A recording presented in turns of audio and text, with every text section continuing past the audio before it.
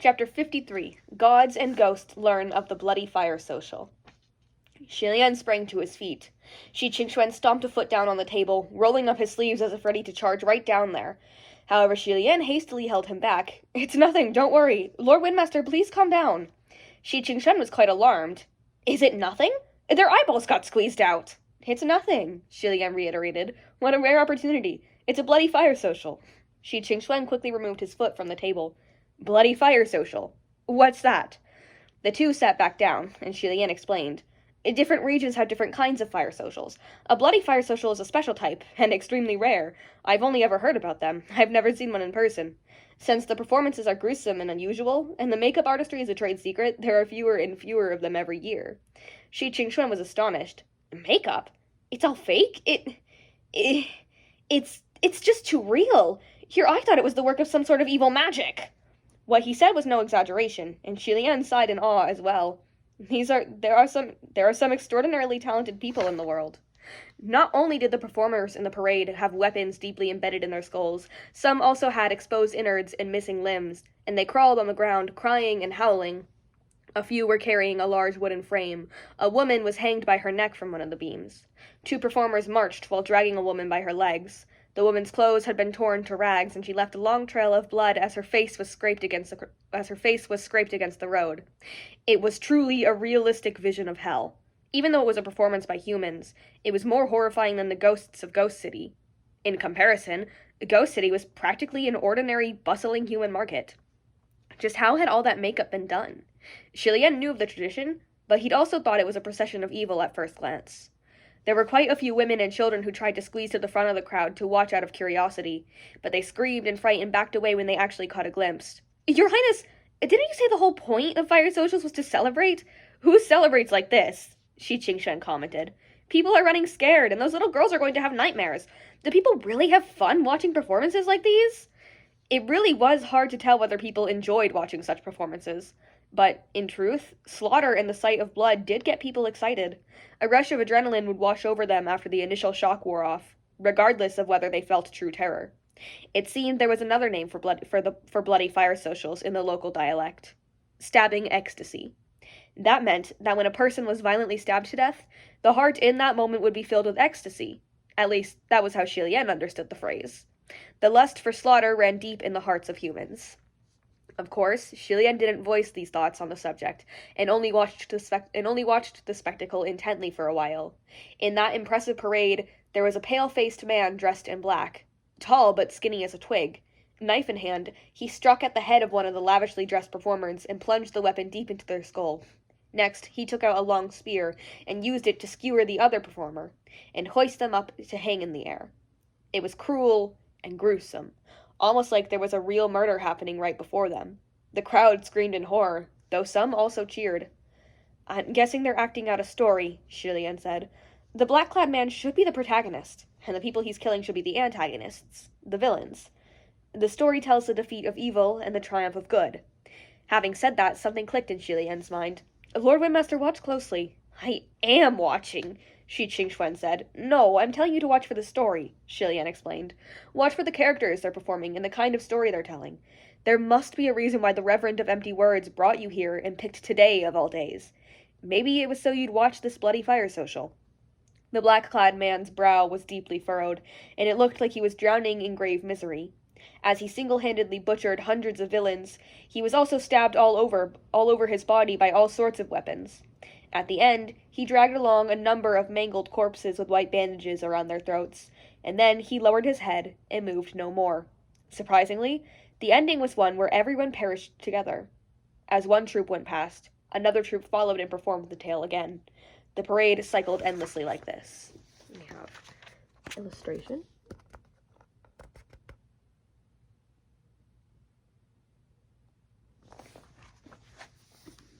"Have you figured out what the story is about?" Xi Lian asked. Shi Qingxuan knitted his brows. "No, I don't think I understand. He's doing nothing but killing people." Next to Xi Lian, Hua Cheng said leisurely, "I imagine it's not a widely known story. Ask a local and see if it's about someone renowned from the area." Coincidentally, the waiter came by again to bring their orders. "100 guests. How's the show? Is it exciting?" It's good, very exciting, Shilian responded. May I ask who the main character of this Bloody Fire social performance is? Sure enough, the waiter said, Oh, outsiders don't usually know and always have to ask. Our town Fugu's fire social tells a tale that was once passed down through word of mouth alone, starring a character from local legend. Many centuries ago, there was a scholar with the surname He. Although this scholar He's family was very, very poor, he was a talented man. Since his youth, he was frighteningly intelligent and picked up things quickly and expertly. He was also widely known as a good son. There was really nothing bad to say about the guy in any respect. Unfortunately for him, he was also very unlucky. For him, nothing good ever lasted. When he studied and took the state exam, even though he got the highest marks of them all, he offended the officials because he didn't give a gift to the examiner. They hid his test scrolls and exchanged them for blank ones. So for years he couldn't land a rank. When he got engaged, it was to his childhood friend. She was beautiful like a flower, kind and compassionate, but both his fiancée and his little sister were forcibly taken by a wealthy household to serve as the lowest kind of concubines. One wouldn't obey and was beaten to death. The other couldn't bear the shame and committed suicide. Scholar He went to seek justice, but those criminals accused him of committing adultery, and he was locked up in jail and almost died of starvation there. His old ma and pa, both over 70 years old, kowtowed an entire night to beg for him to be shown mercy, but it was no use, and he rotted in jail for 2 years. His mom had no one to take care of her, and was long dead from illness when he finally got out. His dad had to labor for the family by himself and was hanging on by a thread. Scholar He was forced to abandon his scholarly pursuits and went into business instead. But he was too good at it, and the other merchants ganged up to suppress him. All the money he made was fleeced away, and instead he drowned in debt. So, what do y'all think? The waiter sighed aloud. How could anyone be so unlucky? Shilian cleared his throat and quietly agreed earnestly. Yeah. How could someone other than Shilian be that unlucky? After a brief lamentation, the waiter was radiant with cheer as he continued the tale, and then one fateful night, the guy went crazy, just completely mad. On the eve of Hanlu, he grabbed a bunch of sharp tools and butchered everyone who had ever caused him harm. It was a bloody sight, I tell ya. Flesh and gore flying everywhere. He hacked them all to tiny bits. Since everyone he killed had been bullying the town's citizens for ages, everyone cheered for him. So that's why the town commemorates him with a bloody fire social every year on the eve of Hanlu. Pray Lord Scholar He watches over us and slaughters the wicked. Supposedly, evil had been defeated and good had triumphed, but it seemed like it still didn't end well. After the waiter left, Shilian noticed that Shi Qingxuan seemed contemplative. Lord Windmaster, do you have any thoughts? Shilian asked. Shi Qingxuan snapped out of it. Some baffling thoughts, but they're too confusing. I can't exactly explain. What about you, Your Highness? I was wondering if that Scholar He could have been the previous incarnation of the Reverend of Empty Words. As they spoke, another troupe started performing the same story, and Shi Qingxuan looked over. Its previous incarnation? That's right, Shilian said. Spirits and monsters that resemble humans are usually born from extreme cases of human resentment or obsession. For example, I've heard of a monster in Dongying that was formed from the resentment of women.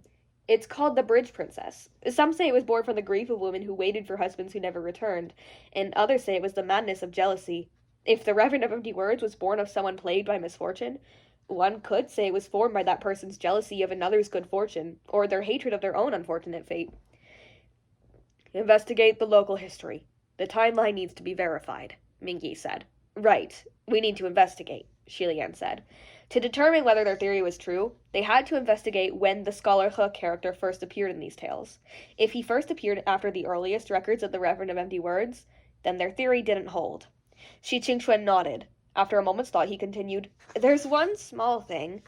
Suddenly, a voice laughed heartily from the crowd below. Just wait. Your closest family, your best friend, they'll all die a disgraceful death because of you.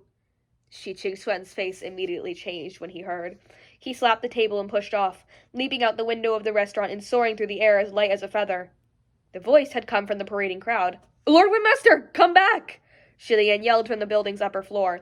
Shi Qingxuan landed in the crowd of bloodied living dead. Come the hell out! He raged. Come out! However, the performers all bore wooden expressions. They ignored him completely and continued to march as though sleepwalking. Shi Qingxuan was shoved around by the crowd as they flowed past him. He couldn't decide who among them was the most suspicious. He saw one that looked dubious, but just as he was about to strike with his Windmaster fan, he spotted another who looked even more suspect. If his aim was not true, there would be a life on his hands. Hua Cheng hadn't touched his vegetables. and he pushed them around on his plate to form a smiley face.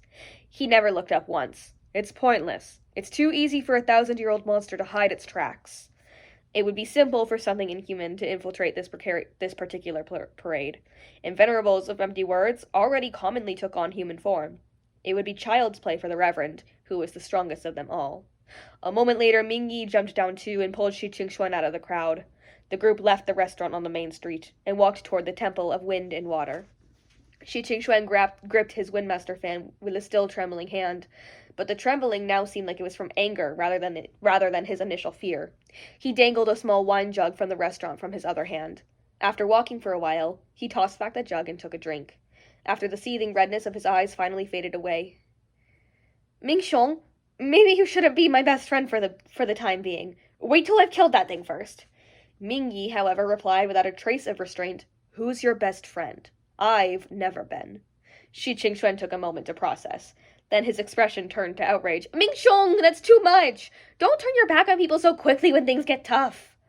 They were off once again, bickering away. Shilian shook his head and fished out 2 small items from his sleeve. Here, Lord Windmaster, I think you best use these after all. Shi Qingxuan took them. Earplugs?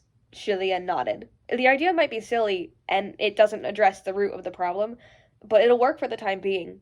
The creature can't do anything to you if you can't hear it. I made a new group communication array. The verbal password is by Heaven Official's blessings, no passer bound. If we need to talk to you, let's do it in the array. Sure enough, Shi Qingxuan could hear nothing after stuffing in the earplugs. One after the other, the 4 entered the array. All of a sudden, Shilian heard Hua Cheng's voice calling softly next to his ear. Guga, Guga. Shilian looked over and saw Hua Cheng pointedly blinking at him. His lips weren't moving, but his voice was still resounding in his ear.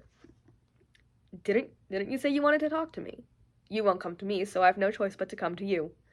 Shilian grinned. It's your fault for setting that as your password. Fine, my bad, Hua Cheng acquiesced. Shi Qingxuan adjusted the earplugs and saw the 2 of them staring at each other, smiling without saying a word. Your Highness, a Crimson Rain Sunflower, what are the 2 of you doing? He asked in the communication array, puzzled. Did you exchange verbal passwords? And now you're exchanging secrets? Shilian softly cleared his throat and deadpanned in the communication array. Nothing of the sort. Hua Cheng raised his brows slightly and passed him another message. You liar. Shilian stumbled in his step. Looking straight ahead as he walked, and keeping an equally straight face, he replied, Sanlang, stop teasing me. I need your help with something.